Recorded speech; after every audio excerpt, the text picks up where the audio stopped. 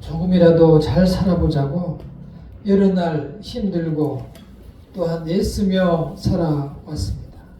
물론 지금도 그 생각에 변함이 없고 하루하루를 힘들게 살아가고 있습니다. 그러나 그렇게 살아온 모습이 오늘의 우리의 모습입니다. 이제 지칠 만큼 지치고 또 일할 만큼 일해서 어떤 사람은 이만하면 됐다 이렇게 생각하는 사람도 있겠지만 또 어떤 사람들은 아직도 열심히 더 살아야 되겠다 라고 생각하며 인생을 열심히 살고 있습니다. 우리 성도님들은 어느 쪽이신가요? 여전히 세상에 살며 미련을 버리지 못하고 우리는 앞으로도 살아갈 것입니다. 그러한 우리에게 하나님께서 말씀을 주시며 들어보라고 하시는 겁니다. 마치 옆에서 말씀하시는 것처럼 하나님께서 우리에게 그 말씀을 가장 가까이 있는 뜻으로 우리에게 전달해 주고 있습니다.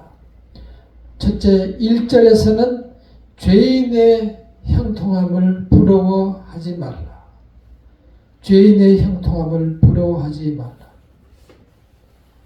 이 말을 들어보면 우리는 아마 각자 마음속에 생각하는 사람이 있을 거예요. 저 사람은 죄인인데 저렇게 형통할까? 또 생각하기를 저 사람은 틀림없이 죄인이라 안 돼야 하는데 나보다 더 잘하고 나보다 노력하지 않은데 어떻게 저렇게 잘 될까? 이러한 생각을 가질 때도 있습니다. 그러나 우리는 여기에서 죄인이 누구인지를 잘 생각하셔야 합니다. 그 사람을 바라보는 우리도 역시 죄인이라는 것입니다. 로마서 3장 3절에 보면 모든 사람이 죄를 범하였음에 하나님의 영광에 이르지 못하더니 사람들은 죄인이라고 하면 다 싫어합니다. 무슨 소리야? 내가 열심히 산 것뿐이 없는데 왜 나한테 죄인이라? 죄인은 내가 보니 기독교인이 더 많은 것 같더라. 교인들이 더 많은 죄를 지은 것 같더라. 이렇게 이야기를 합니다. 안타까운 일이죠. 그러나 사실은 기독교인들은 그러지 않아야 된다고 생각하기 때문에 기독교인의 잘못이 더 크게 보이는 것이고 많지 않은 사람 중에 기독교인들이 하면은 더 많아 보이는 것이죠. 어쨌든 하나님을 믿는 사람들에게는 그러지 않아야 된다는 생각을 하고 있는 걸 보면 틀림없이 우리가 구별된 사람인 것을 우리는 깨닫게 됩니다. 그것은 바로 우리는 하나님의 사람이라는 반대의 증거, 반증이기도 한 것입니다. 그래서 그러한 우리가 은혜를 입어서 이 세상에 살아간다는 사실을 우리는 내 마음속으로 감사하며 살아가야 합니다. 수많은 사람들 중에서 우리를 하나님의 자녀로 부르셨습니다. 그러나 그 많은 사람들 중에서 마치 들에 있는 새들이, 들에 있는 암탉과 병아리들이 놀고 있을 때 갑자기 불길이 돌 때 그 암탉이 병아리를 다 품고 죽는 것처럼 하나님의 자녀들은 하나님께서 부르셔서 다시 예수님의 몸으로 덮으셔서 우리를 살리신 것입니다. 그러한 은혜로 선택받은 우리는 하나님께서 특별히 우리에게 주신 이 말씀을 새겨야 합니다. 왜 죄인의 형통을 부러워하지 말라고 했는가? 우리가 지금까지 살아왔지만 인생이라는 것이 시간이 너무 짧고 허무하고 그야말로 바람처럼 흩어지는 짧은 시간이기에 거기에 매달려서만 살아가지 말라는 것입니다. 여기에 악인은 강포를 품고 그렇게 나와 있습니다. 2절에 보면 그들의 마음은 강포를 품고 입술은 재앙을 말합니다. 악인들은 하나님의 말씀으로 선택받지 못한 하나님의 자녀로 부르지 못한 그러한 사람들은 악인들은 마음의 멸망을 찾아갑니다. 다시 말해서 죽을 길들을 자기들이 스스로 찾아서 만들어서 연구하고 그 길을 따라갑니다. 그래서 우리에게 그 길을 따라가지 말라고 지금 강력하게 말씀하고 있습니다. 부러워하지도 말고 그와 함께 있으려고 하지 말진지라. 악인하고 같이 있으면 그 사람들이 연구하고 멸망의 길을 만든 그 길을 우리도 따라가게 된다는 겁니다. 그래서 우리는 유혹이 그렇게 달콤하게 다가오기 때문에 우리 자신들을 지키기 위해서는 악인들과 어울리는 것을 피해야 합니다. 차라리 힘들더라도 성도들끼리 교인들끼리 어울리는 것이 낫습니다. 내 자신의 믿음이 완전히 섰을 때 그때 세상에 나가서 복음을 전할 수 있을 때 세상 사람들을 만나는 것이 우리에게는 더 유익합니다. 세상 모든 사람들이 하나님을 믿지 않는 사람들은 평안하고 행복해 보여도 그 안을 들여다보면은 다 어려움을 가지고 있습니다. 나름대로 다 사연이 있고 말 못할 고통 중에서 살아갑니다. 그래서 돈이 많고 건강하다고 해서 없어지는 것이 아닙니다. 왜냐하면 하나님께서는 사람들에게 인생이 짧다는 것을 다 알려주고 있어요. 자기 부모들이 돌아가시고 친구가 죽고 친구의 아버님 부모님들이 다 돌아가신 걸 보면서 사람들은 마음속에 두려움과 공포를 가지고 살아갑니다. 그리고 그러한 시간을 향해서 나이를 먹으면서 차츰 자기가 가고 있다는 사실을 깨닫게 되는 것입니다. 따라서 그러한 인생들이 짧은 인생 속에서 하나님을 모르며 잘 되고 우리 아름답게 산다 이렇게 생각되지만 거기에 빠져들지 말라는 것입니다. 여기서 죄인들은 바로 가진 사람 못 가진 사람이 아니고 하나님을 믿는 사람 안 믿는 사람, 하나님을 아는 사람 모르는 사람입니다. 비록 돈이 많은 사람도, 비록 큰 권세를 가진 왕이나 대통령도 그 사람이 하나님을 믿는 사람이면 그 사람은 성공한 사람이고 그 사람은 정말 형통하는 사람이에요. 그러나 아무리 세상에서 많은 돈이 있고 큰 권력을 얻었더라도 하나님을 모르는 사람이면 실패한 사람입니다. 예를 들어서 록펠러 같은 사람은 아주 많은 철강, 록펠러가 맞나요? 철강왕의 미국, 그때 당시 미국 재산의 3분의 1을 가졌을 정도로 엄청나게 큰 부자였었죠. 근데 엄청난 기독교인이었습니다. 그래서 착실하게 11조를 내고 하나님을 섬기는 그러한 사람이었습니다.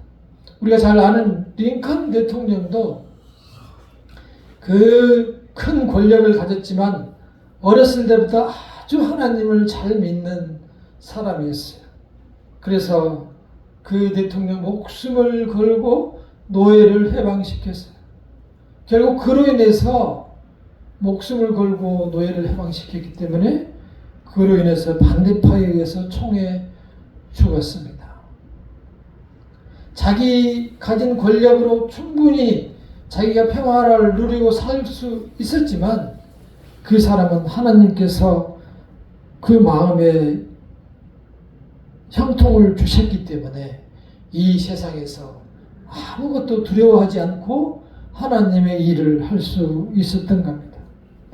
다 다윗 왕의 경우에도 비록 왕이었지만 하나님의 법궤가 예루살렘으로 돌아왔을 때 정말 좋아서 춤을 췄고, 다윗은 하나님 없이는 단 하루도 살 수 없는 그러한 사람이었습니다. 그래서 다윗은 시편 1편에서 복 있는 사람은 뭐라고 했어요? 악인의 길을 쫓지 아니하고 죄인의 길에 서지 아니하며 오만한 자리에 자리에 앉지 아니하며 오직 여호와의 율법을 즐거워하여 그 율법을 주야로 묵상하는 자다. 자기의 권력과 가진 것 상관없이 그 마음에 하나님을 모신 사람이 진정으로 형통한 사람. 세상에 있는 사람들, 하나님을 모르는 사람들이 세상에 있는 육신의 일로 번쩍이는 것을 보고 우리 자신들이 마음을 뺏겨서는 안 된다는 것입니다. 그리고 그러한 일에 우리가 동조해서도 안 되는 것입니다. 우리는 이렇게 마음속에 하나님을 모시고 살아갈 때 우리 자신이 행복하고 형통한 삶을 살아갈 수 있습니다. 그 사람들은 하나님을 찬양하고 하나님께 감사하며 이 생을 살아갈 수 있습니다. 두 번째는 3절과 4절에 나와 있는 지혜로운 자의 집을 지어야 합니다. 3절과 4절을 함께 읽어보겠습니다. 시작. 집은 지혜로 말미암아 건축되고 명철로 말미암아 견고하게 되며 또 방들은 지식으로 말미암아 각종 귀하고 아름다운 보배로 채우게 되느니라. 지혜 있는 자는 강하고 지식 있는 자는 힘을 더하느니. 그래서 여기에서 지금 지혜로 하나님의 말씀으로 살아가는 사람을 집으로 표현하고 있습니다. 그래서 하나님의 말씀이 그 마음속에 견고하게 뿌리를 가진 사람은 지혜로운 사람의 집을 짓고 살아가는 것입니다. 비록 그 사람이 김치찌개를 먹고 살아가더라도, 라면을 먹고 살더라도 또 뭡니까? 우리처럼 죽을 먹고 이렇게 살더라도 그 마음속에 하나님을 모시고 살아가는 사람은, 그 사람은 바로 지혜로운 사람이다. 그래서 그 집이, 그 지어놓은 집이 튼튼하다. 마태복음 7장 22절에서 27절을 읽어드리겠습니다. 마태복음 7장 22절에서 27절을 읽어드리겠습니다. 그날에 많은 사람이 나더러 이르되 주여 주여 우리가 주의 이름으로 선지자 노릇하며 주의 이름으로 귀신을 쫓아내며 주의 이름으로 많은 권능을 행하지 아니하였나이까 하리니 그때 내가 그들에게 밝히 말하되 내가 너희를 도무지 알지 못하니 불법을 행하는 자들아 내게서 떠나가라 하리라. 그러므로 누구든지 나의 이 말을 듣고 행하는 자는 그 집을 반석 위에 지은 지혜로운 사람 같으니 비가 내리고 창수가 나고 바람이 불어 그 집에 부딪히되 무너지지 아니하나니 이는 주출 반석 위에 놓은 까닭이요 나의 이 말을 듣고 행하지 아니하는 자는 그 집을 모래 위에 지은 어리석은 사람 같으니 비가 내리고 창수가 나고 바람이 불어 그 집에 부딪힘에 무너져 그 무너짐이 심하니라. 하나님의 말씀을 가지고 집을 짓지 아니하면, 다시 말해서 하나님의 말씀을 가지고 이 세상을 살아가지 아니하면 모래 위에 집을 지은 사람처럼 무슨 일만 생기면 넘어질까 걱정스럽고 또 무슨 일로 넘어지면 일어날 수가 없고 큰 일이 오면 쓸려 내려가서 무너져 버린다고 표현을 하고 있습니다. 인생이 한 번뿐으로 살아가는 길인데 우리가 큰 일을 한 번 당하면은 한두 번 당할 수도, 또 세 번을 당할 수도 있고 또 일이 겹쳐서 올 수도 있고 어려운 일들이 사실 많습니다. 우리가 지금까지 이 세상을 살아봤듯이 어려운 일들이 겹치며 내가 원하지 않는 일들이 자주 발생되는 것을 볼 수가 있습니다. 그때마다 우리는 하나님이 정말 안 계시는가? 하나님께서는 왜 내 기도를 들어주시지 않는가? 라고 생각하지만 우리가 늘 그 마음속에 하나님의 말씀을 채우고 사는 사람은 그런 일을 당하지도 않거니와 그런 일을 당하게 되면 하나님께서 피할 길을 허락하시고 하나님께서 또한 지혜를 허락하셔서 우리에게 새로운 길을 허락하시고 주님의 자녀인 것을 어려움 속에서 깨닫게 해주시는 은혜가 있는 것입니다. 따라서 그 집이 그러한 어려움을 당할수록 더욱 큰 튼튼한 집이 되는 것입니다. 그 집은 그래서 고백을 하게 됩니다. 그러한 말씀으로 집을 지은 사람은 스스로 하나님께 고백을 하게 됩니다. 그 고백을 하박국 3장 17절에서 19절 하박국 선지자는 이렇게 고백합니다. 비록 무화과 나무가 무성하지 못하여도 포도나무에 열매가 없으며 감람나무에 소출이 없으며 밭에 먹을 것이 없으며 우리의 양이 없으며 외양간에 소가 없을지라도 나는 여호와로 말미암아 즐거워하며 나의 구원의 하나님으로 말미암아 기뻐하리로다. 주 여호와는 나의 힘이시라. 나의 발을 사슴과 같게 하사 나를 나의 높은 곳으로 다니게 하시리로다. 그래서 하박국 선지자의 고백처럼 이 세상에서 무화과 나무의 열매가 농사를 지었는데 열매가 없고 포도를 지었는데 포도가 열리지 않았더라도 또 우리의 소가 없고 양이 없고 아무것도 이 세상에서 얻은 것이 없을지라도 그 마음속에 여호와를 소유한 사람은 여호와로 말미암아 기쁘고 또 하나님으로 인해서 즐거워한다. 우리 사람들이 생각하기에는 있을 수 없는 신앙 고백을 하고 있습니다. 이러한 믿음이 진짜 참된 믿음이 되는 것입니다. 돈이 들어오고 또 내가 하는 일마다 잘 됐을 때 그때만 하나님을 믿는 사람이 아니고 진정으로 내가 어려움을 통해서 하나님을 바라보는 그 사람 마음속에 뭐가 있을까요? 왜냐하면 그 사람은 지금도 내가 이렇게 없어서 힘들 때에도 하나님이 내 옆에 계신다는 사실을 믿는 믿음이 있기 때문입니다.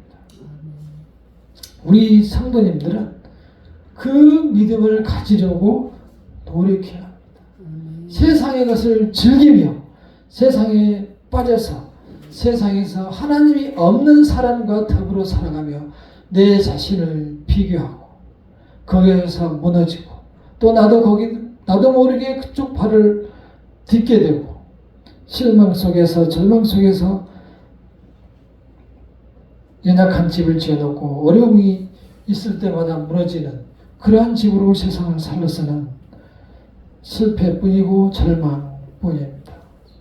우리는 그 믿음을 가져야 합니다. 아무것이 없어도 주님으로 인하여 만족한다. 기도할 때에 그래서 하나님께 기도할 때도 일방적으로 내 말만 쏟지 마시고 진정으로 하나님께 기도할 때의 진심을 하나님 내가 이렇게 주의 은혜 안에서 살고자 하나 이것이 나의 마음대로 되지가 않고 나에게 필요한 이것이 되지가 얻을 수가 없으니 주께서 도와주시옵소서. 이렇게 진실로 살아계신 하나님께 간구를 해야만 하나님의 은혜가 우리에게 임하는 겁니다. 우리가 내가 했는지도 모를 정도로 많은 기도를 쏟아내고 하나님께서 받아 적을 시간도 없이 기도 제목을 쏟아내고 말아버리는 기도가 응답이 되는지 안 되는지도 확인하지도 못하는 그러한 신앙 기도 생활을 해서는 하나님의 은혜를 누릴 수가 복을 셀 수가 없는 것입니다. 따라서 우리는 옆에 계시는 하나님, 대화하는 하나님, 나와 복을 나눌 수 있는 그 신앙을 가져야 합니다. 그래서 성경에는 자꾸 우리에게 믿음을 가지라라고 얘기하는 겁니다. 그 믿음을 갖기가 정말 어려워요. 여러분들이 그 믿음을 마음속에 갖고 있으면 그것을 하나님을 소유하는 그 믿음을 내가 가지고 있으면 하나님께 내가 모든 일을 하나님의 뜻 안에서 하게 돼요. 하나님의 뜻 안에서 해나갈 때 하나님의 도우심으로 일들이 풀려나가는 것을 느낄 수고 체험할 수가 있는 것입니다. 따라서 그러한 믿음을 갖도록 노력하십시오. 내가 언제 어느 곳에 있든지 또 나의 어떠한 어려움이 처하든지 또한 기쁜 일이 있었든지 우리 자녀에게 무슨 일이 있든지 그때 함께 하시는 하나님을 바라볼 수 있는 그러한 믿음을 반드시 소유하시기를 바랍니다. 우리가 이 세상에 산다고 해서 세상 사람들과 똑같이 생각하고 똑같이 행동하고 하면서 똑같은 것을 요구하면 아무것도 얻을 수가 없습니다. 말씀드린 대로 우리가 죄인의 형통함을 바라보고 악한 자의 형통함을 바라보고 나도 저렇게 되기를 바라는 것은 나도 죄인이 되기를 바라는 것과 마찬가지이기 때문에 우리는 세상과 구별된 사람으로 살아가며 내가 나에게 많은 것을 주었을 때도 내가 정말 가진 것이 없더라도 항상 그 자리에 함께 하시는 그 하나님과 더불어서 살아갈 수 있는 믿음을 소유하시기를 바랍니다. 그래서 우리가 어디를 가든지 저는 요즘 새벽 기도를 올 때도 또는 어디서 도서관을 갈 때도 찬양을 이렇게 가다 보면 사람들이 막 저를 쳐다보기도 해요. 나도 모르게 이제 찬양을 하게 되더라고. 그래서 어려운 일이 있을 때 함께 기도를 하면은 또 하나님께서 내가 할 수 없는 일들은 하나님이 해주십니다. 그리고 하나님께 맡기는 그 믿음을 가져야 합니다. 오늘 두 가지 말씀하셨습니다. 죄인의 형통, 악인의 형통을 부러워하지 마라. 신앙이 없는 사람, 하나님을 믿지 않는 사람의 형통함을 부러워하며 살지 마라. 그것은 인생의 행복을 보장해 주지 못한다.